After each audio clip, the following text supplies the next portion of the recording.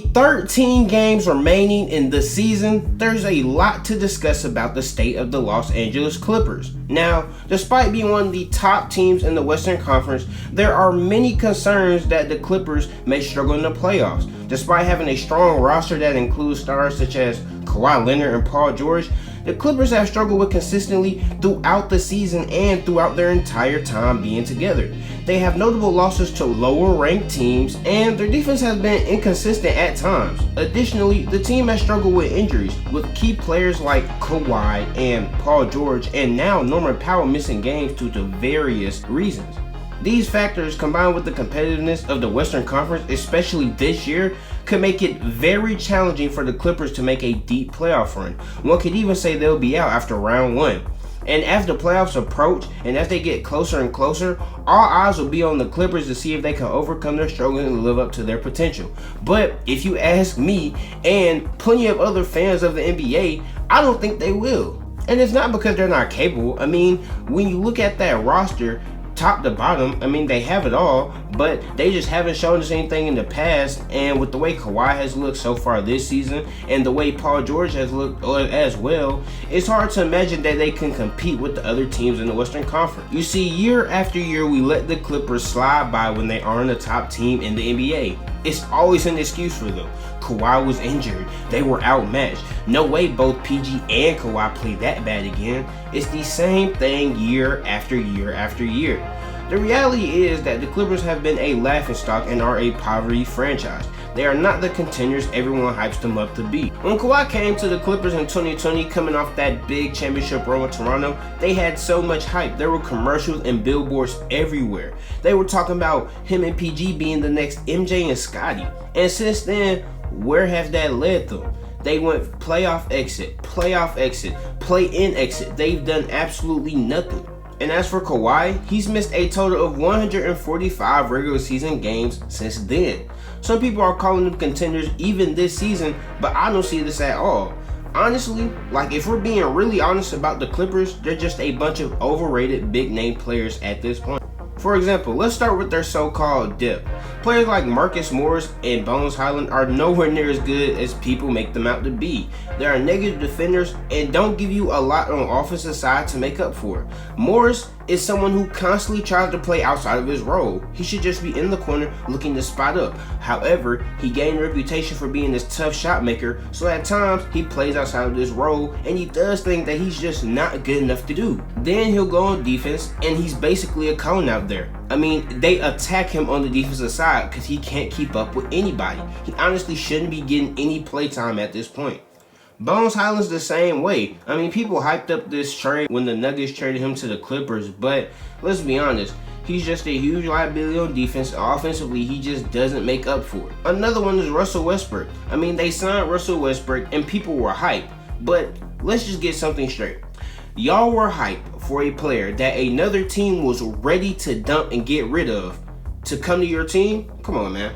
Now, Russ has been decent for the Clippers, but he's just not an efficient player, and that's the downfall of him and the rest of the Clippers. Not only is he not an efficient player, he can't shoot either, and he's just not a threat on the perimeter. We've already seen teams start to disrespect him and guard him the same way teams did in the bubble in 2020. Yes, the move is good for Westbrook, and it looks like it helps the Clippers a little bit when it comes to putting pressure on the rim, but at the end of the day, Russ's play style just isn't made for winning basketball. And of course, one could argue that it could change in the playoff and it could make a big difference. But as of right now, with the record they have with Russ, we're just not seeing it. And guys like Eric Gordon and Norman Powell and Terrence Mann are good, but they aren't enough to make up for everything else that the bench is lacking. And these guys aren't as good as some people make them out to be. And next, let's talk about their star power. It really isn't much to say. It's self-explanatory, but let's get into it anyway.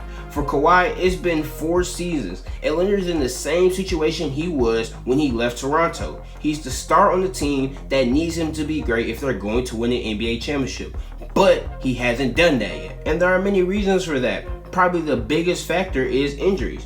Injuries have been extremely detrimental to both Leonard and George. They have missed significant time, not only this season, but seasons past due to injuries. This has limited their ability to build chemistry with their teammates and each other. And therefore, you can tell when you look at them play because they struggle to have a certain rhythm when they're out there on the court.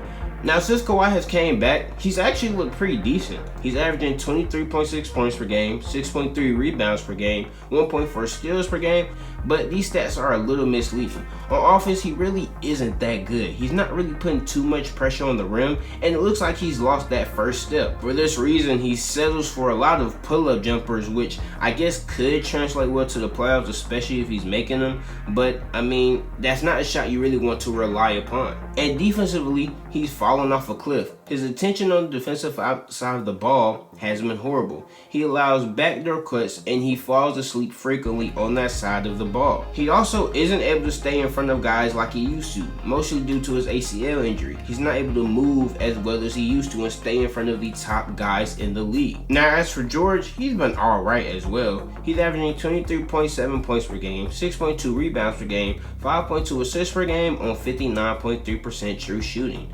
Now, one thing I am glad about is PJ realized that he's the number 2, but the way he plays sometimes, it's hard to even think he's that. Like for instance, you might get the PG 2 years ago where he's going neck and neck with the Suns in the conference finals, but then he'll turn around and end up like that bubble PG who's hitting shots at the side of the backboard. He's been crazy inconsistent and he's had a big load placed on his shoulders, and I don't know if he's going to be able to give the Clippers the production they need to capture a championship.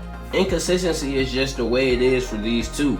Even when they're both healthy, they have been extremely inconsistent. They'll have excellent games here and there, but they'll also have some lackluster performances, and this causes them to lose against weaker teams. They are 22-13 when they play together this season, so that is promising, but it's clear that they aren't the same player they used to be. Like I mentioned before, nowadays they just settle for pull-up jumpers and don't put too much pressure on the rim. Now, having a guy like Russ helps because he'll put tons of pressure on the rim, but teams just don't respect him on the perimeter. So they shift their attention that would be on Russ to guys like Paul George, Norman Powell, and Kawhi Leonard. And honestly, with all of these issues the Clippers have and the playoffs only weeks away, it's very hard for me to even mention the Clippers in the same breath as the Suns, the Warriors, and the Nuggets.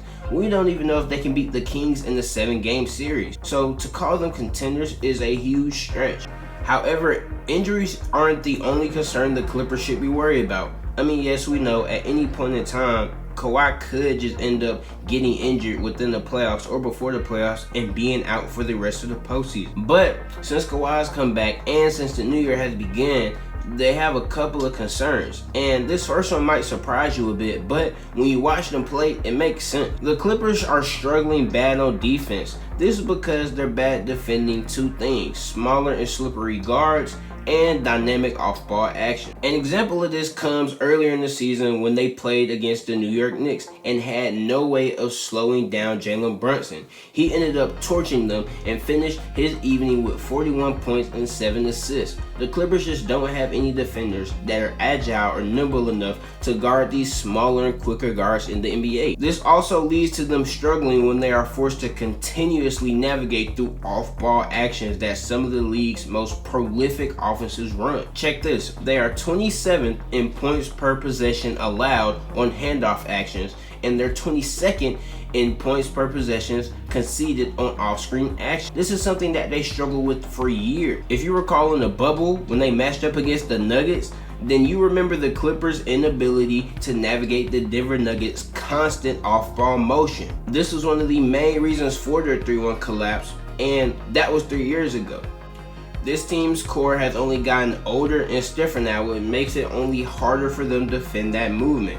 And with Kawhi's obvious regression defensively, this team is going to struggle mightily against defenses in the playoffs. I mean, think about it. Think when they face a team like the Warriors or the Kings or the Nuggets. They're not going to be able to defend all that off-ball and motion offense that they'll run. We just saw a team like the Kings give the Bucks problems with this exact thing. So if the Bucks struggle with it and they have one of the best defenses in the league, do you really think the Clippers can keep up with them? This makes teams like this a matchup nightmare for the Clippers, and as we've seen before, drawing one of these in the series could ultimately lead to their demise. In the playoffs, it's all about matchups, and the Clippers can become the victims of a matchup nightmare really quick. And like I mentioned earlier, that Russ addition didn't do much for them either. They are 3-5 since he has joined the team, and I highly doubt that addition had any teams worried about how they could challenge them in the playoffs. This team just does not stack up well against other contenders in the league. They haven't shown anything that warrants them being in the same breath as the Celtics or Bucks or Nuggets. Yet, some people still put them in that tier because of the names they have on their roster. The reality of that team is that they just aren't there. They haven't done anything to warrant putting them in the same convo as major contenders, and I don't think they are good enough this year to be in that tier either. They lack the edge and play like they don't have a chip on their shoulder.